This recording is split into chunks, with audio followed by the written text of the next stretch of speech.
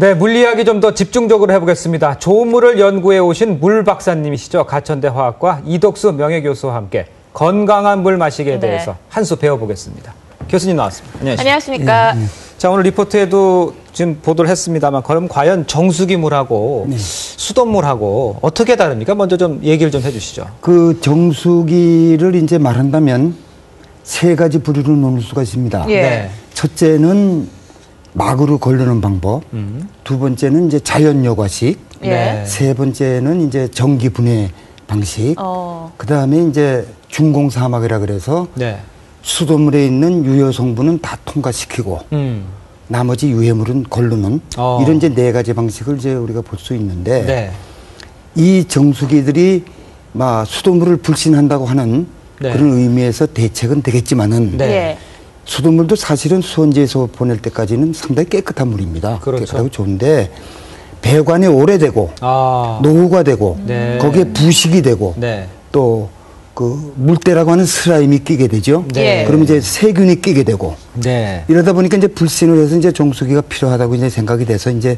현재 이렇게 여기까지 왔는데 문제는 그 후차적인 문제가 있습니다. 어떤 문제입니까? 왜 물을 좀 유해 물질을 이제 걸러서 먹겠다고 하다 보니까 역삼투압이라든지 이 다른 막으로 처리하는 곳에는 되도록이면 그 유효 성분 미네랄까지 싹 다 뽑아버려요. 이런 현상이 있어요. 근데 우리가 만약에 이제 그런 물을 먹게 되면 그건 뭐 거의 순수한 물에 가까우니까 제가 뭐 좀 어려운 얘기입니다만은 순수한 물인 그 산성 쪽의 물은 약 1초 동안에 1조 회씩 그 수소 결합에 끊어졌다 붙었다 합니다. 그러니까 굉장히 불안정한 물이죠. 막 등치가 큰 물이 됐다가 작은 물이 됐다가 뭐 아주 불안정합니다. 그런 걸 우리가 먹으면 안 되죠. 그래서 증류수는 먹으면 옛날부터 설사를 한다 그랬습니다. 우리가 증류수에 관한 쪽에 순수한 물은 먹지 말아야 되는 건 사실인데 제가 이제 시간이 좀 짧아서 그렇지만은 미네랄이 왜 우리 몸에 필요하고 그게 궁금해요. 그 부족한 걸 우리가 왜 먹어야 되느냐. 제가 아주 극단적인 예를 하나 들겠습니다. 바닷물에는 그 나트륨하고 카륨의 비가 25.5대 1이 정도 돼 있어요. 그 우리 개나 사람의 세포 밖에는 나트륨하고 카륨이 15대 1로 돼 있어요. 그런데 이상하게 우리 세포 안쪽에는 카륨하고 나트륨이 반대로 2대 1로 돼 있어요. 이것이 유지가 돼야 된다는 얘기입니다. 이건 아주 극단적인 예입니다. 그런데 아프리카나 이런 그 열대지방에 있는 코프라 있죠. 코프라가 사람을 물면 그 뱀독에 의해서 우리가 죽는 게 아니고 뱀독에 의해서 죽는 게 아니고 그 뱀이 물고 난 그 액에 몸에 퍼져서 카륨 이온의 이동을 막아버려. 그러면 세포 주변이나 안쪽에 유지하고 있는 미네랄을 그대로 유지할 수가 없죠. 그래서 사람 죽는 거예요. 그러니까 미네랄의 우리 몸의 균형이라는 게 이렇게 중요한 거죠. 이제 나머지는 뭐 의사분들이 이제 해석할 문제지만은 우리 물로 봤을 때는 그렇습니다. 그 박사님 말씀하시는 거는 지금 정수기를 통해서 걸러진 물은 증류수에 가깝기 때문에 미네랄이 없다 이런 얘기인가요? 역삼투압으로 걸른 거라든지 뭐 그런 부류가 되겠습니다. 역삼투압으로 거르는 물론 뭐 유해 물질을 싹 다 걸른다는 데는 장점도 있어요. 그러나 이러한 단점도 있고 또 한 가지 정수기 전체를 거쳐서 뭐 미네랄을 그대로 살리는 자연 요가 방식도 있고 여러 가지 방식이 있어서 참 몸에 뭐 좋긴 하겠지만은 후차적으로 보면은 그 안에 물을 정체하게 됩니다. 우리가 한 잔 받아 먹고 통에 탄 거 남아있죠. 담아놓고 그런데 이제 물을 계속 통과해서 먹다 보니까 그 관로에 슬라임이 끼게 됩니다. 물때라고 하는 거. 거기에 세균이 번식하죠. 그러다가 이게 정체를 해놓고 있으면 그 세균이 다시 물 들어올 때 들어와서 그 정체된 데 둥둥 떠댕기게 되고 제때 그 처리나 관리를 안 하면은 오히려 몸에 해로운 동물을 먹는 아주 이 그 관리 문제에도 큰 후차적인 문제가 있습니다. 그래서 제가 생각한다면은 우리나라의 그 좋은 수돗물을 이렇게 정체하지 않고 세균도 제거하고 또 관로에서 오는 중금속도 제거하고 미네랄도 그대로 살려먹는 그런 그 이상적인 방법이 있다면 수돗물을 그때 먹을 때마다 그냥 그대로 즉석에서 먹는 이런 방법이 좋지 않겠느냐. 수돗물을 바로 먹는 것이죠. 그렇죠. 바로 먹고 남기지 말아라 이게. 정체시키지 말아라. 예. 지금 정수기의 문제가 거기에 있습니다. 그렇군요. 근데 저희가 수돗물을 먹으려고 하면은 왠지 깨름직한 게 냄새도 나고. 그거는 바로 잔류염소 때문에 그렇죠. 염소 수도. 염소 때문에요. 그런데 이제 제가 저번에도 말씀드렸지만 끓여서 먹으면 되고. 이 자연여과식의 정수기들은 활성탄 같은 걸로 이게 걸러버립니다. 걸러버리면 잔류염소는 다 제거가 되죠. 그런데 이제 그것도 문제 있는 게 그것도 역시 정체돼 있고 그 활성탄의 흡착 능력이 있어요. 네. 그 기간에 틀림없이 교체해야 돼.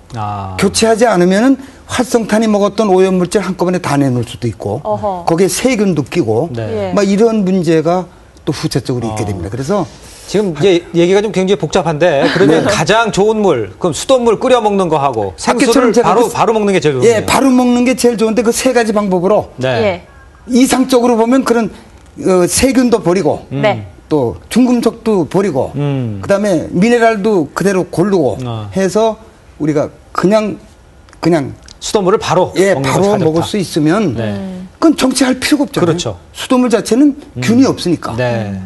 그것이 가장 좋지 않겠나. 이렇게 제가 보고 있습니다. 요즘 판매되는 생수 있지 않습니까? 생수는 어떻습니까? 생수는 그 출처만 정확하면 예를 들어서 설악산 한복판에 산중 한복판에 샘물에서 우리는 아주 정교하게 이걸 처리를 해서 시중에다 판다. 그런 그 출처만 정확하면 그 생수는 내추럴 워터죠. 진짜 신이 주는 물이라고 볼 수 있습니다. 그게 만약에 출처가 명확치 않은 생수라면 그거는 조금 문제가 있다고 봅니다. 근데 이 생수의 종류도 굉장히 많아요. 굉장히 많죠. 각기 자기네들이 좋다고 하는 것만 뭐 심층수도 있고 비가수도 있고 산소수도 있고 그렇죠. 탄산수도 있고 그런데요. 그건 아니고 내추럴 워터에만 됩니다.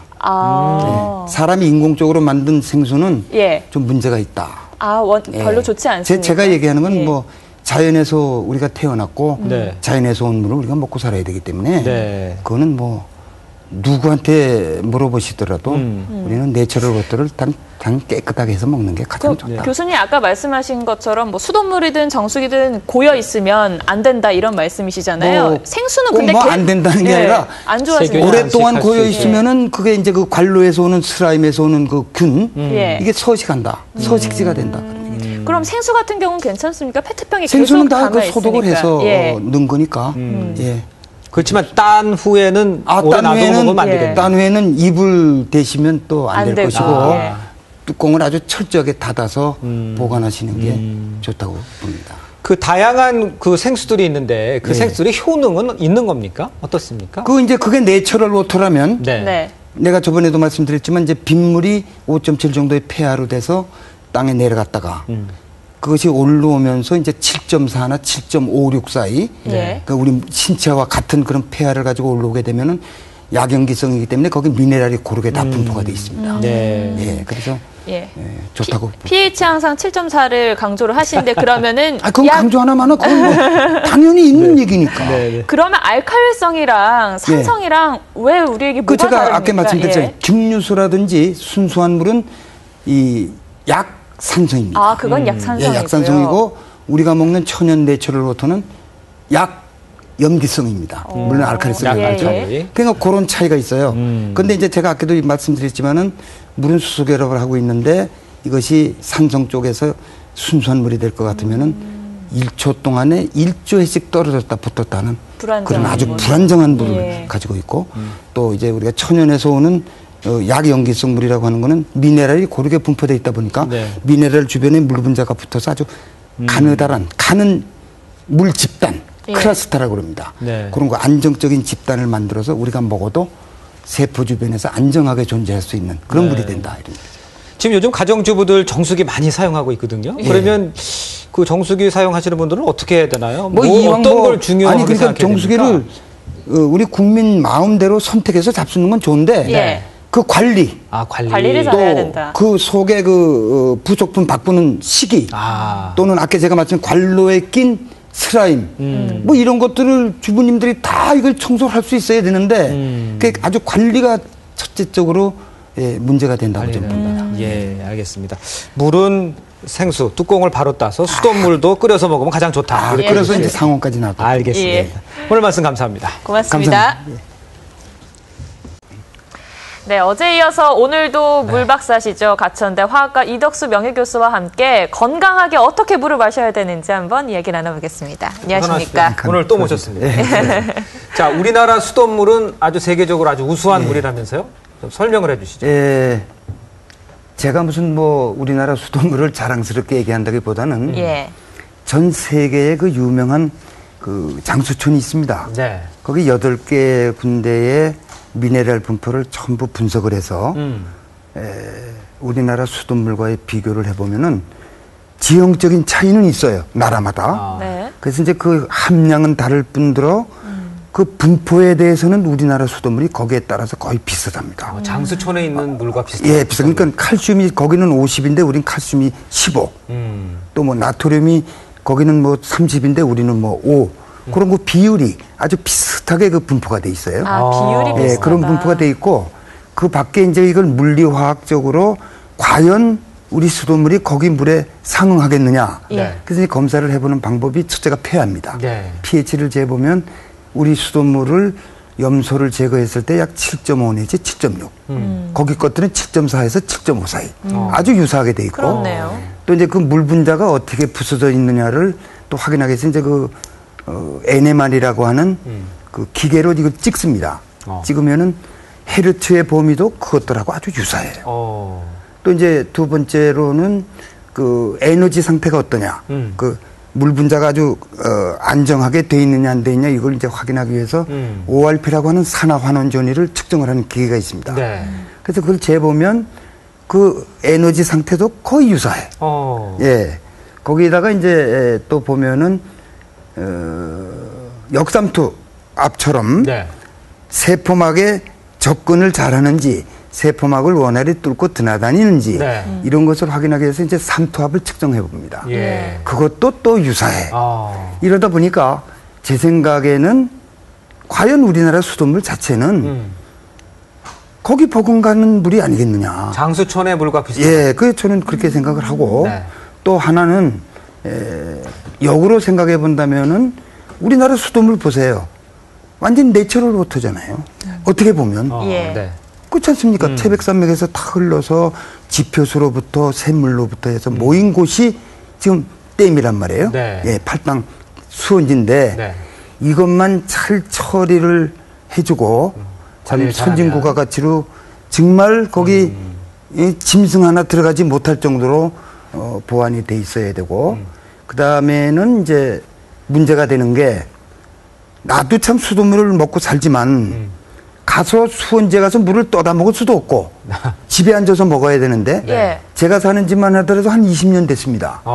그러면 그 건물을 질 때 수도관 배관을 하잖아요. 이 배관이 오래돼서 이제 거기가 부식이 된다든지 또는 녹이 쓴다든지 뭐 어제 얘기했지만은 슬라임이 끼어서 세균이 생긴다든지 여러 가지 물질이 거기서 유해 물질이 생기죠.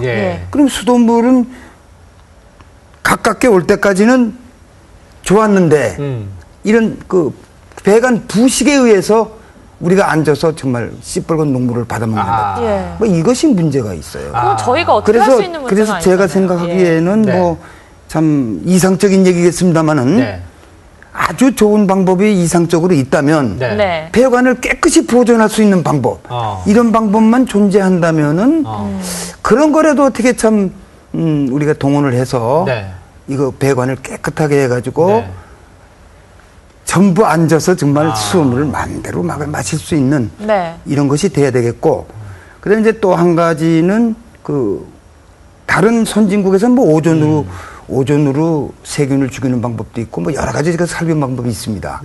그런데 이제 우리나라는 아직도 염소를 쓰고 있죠. 그 이 염소 냄새가 이제 잔류염소라고 그래서 이것이 남아서 수돗물이 정체되는 동안에 유기물하고 반응을 해서 발암물질을 만드는 경우도 있고, 뭐 이 여러 가지도 있지만은 이제 현재는 뭐 그런 게 없습니다만은 이러한 물질들을 우리가 제거를 해야 되는데 이제 대부분 휘발성 물질입니다. 그런 것들이 그렇다면은 그 염소 냄새가 아주 역하잖아요. 그 저번에 내가 말씀드린 대로 끓여서 예.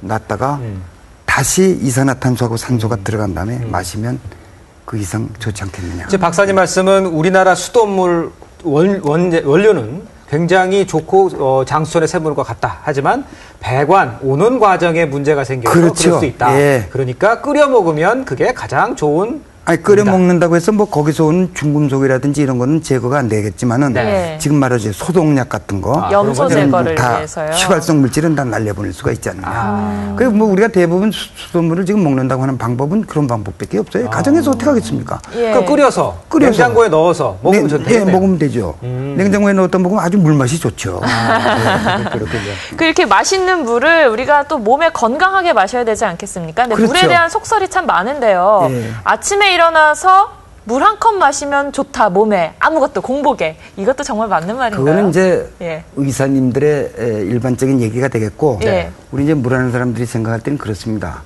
우리 신장 있잖아요. 네. 보통 우리 성인이 50kg 가진 사람이 60%의 물을 가지고 있다고 그러면 30kg가 되겠어요. 30리터. 예. 근데 이제 신장에서 하루에 180리터의 물을 걸릅니다. 그러니까 우리 몸에 있는 신장이 최고의 정수장이에요. 그렇죠. 그럼 우리나라의 노폐물을 거기서 다 걸르는데 네. 그 걸릴 때 오줌이나 이런 노폐물만 나가는 게 아니고 물도 따라 나가잖아요. 그렇죠. 그럼 이제 거기서 물을 재생을 해서 몸에 다시 이제 이게 순환이 되거든요. 그렇죠. 그런데 이제 50kg의 몸무게를 우리가 가진 사람이라고 가정하면은 60%의 물이니까 30리터가 되겠죠. 네. 그럼 하루에 180리터를 신장에서 걸으려면 6번을 걸러줘야 돼. 그럼 6번을 걸을 때마다 우리 상식적으로 생각해 보세요. 노폐물이 나가잖아요. 예. 나가면은 그 보충해 줘야 되는데 네.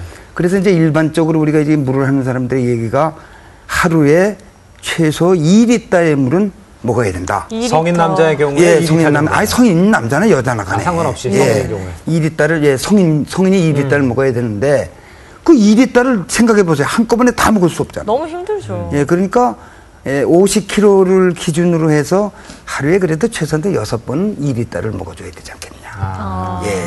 그러니까 뭐 식전에 먹던 예. 예, 물론 밥을 먹은 다음에 물을 마시는 거는 그건 뭐 의학적으로도 나타 위산을 갖다가 우리가 제대로 지켜주는 결과가 되겠는데 예. 실제적으로는 하여간 6번을 우리가 어떻게 기억하고 먹습니까? 자주 먹어야 된다. 네. 이런 그 얘기가 요즘 그 얘기 중에 물을 좀 씹어 먹어라 뭐 이런 얘기도 있지 않습니까? 그러니까 예. 천천히 먹어라 이런 뜻이겠죠. 아, 맞습니다. 그러니까 또 도움이 되겠죠? 맥주컵 있죠? 네. 예. 맥주컵 한 잔을 갖다가 한 서너 번 정도 쉬었다 먹는 게 좋다. 그거 뭐 그거 급하게 먹을 일이 뭐가 있어요? 워낙 성격이 급해서. 그러니까 천천히 먹는 예, 거야. 천천히 그런 뜻으로 먹는 해석하면 되겠군요. 예, 좋다. 아까 말씀하신 것 중에 한 가지, 식전에 물 마시는 것과 식후에 마시는 것, 식후가 훨씬 더 뭐 좋다는 의학자들이 말씀이신 거죠? 얘기하기에는 위산이 이제 예. 평형을 못 이뤄서 소화에 문제가 생긴다. 먼저 먹으면 네. 밥 먹을 때 후에 먹어야 되지 않겠느냐. 그렇게 얘기를 도중에 먹는 하고 것도 별로 안 좋고요. 있죠. 예? 식사를 하면서 식사 중간. 중간중간에 이렇게 물 마시는 분들도 많잖아요. 그것도 안 좋다고 그래요. 그렇군요. 이렇게 좋은 물이 있는데 그럼 뭐 우리는 건강하게 마셔야 저 같은 되죠. 경우는 예. 밥을 빨리 먹으니까 예. 먹는 도중에 물을 안 먹습니다. 예. 그 먹고 그다음에 예. 충분히 물을 천천히 다 마시면 되지 물은 않겠냐. 천천히 넣는 게 맞는데 예. 식사도 천천히 하는 게 예, 좋을 것 같습니다. 그렇습니다. 네, 오늘 말씀 여기까지 듣겠습니다. 이덕수 감사합니다. 교수였습니다. 고맙습니다. 고맙습니다.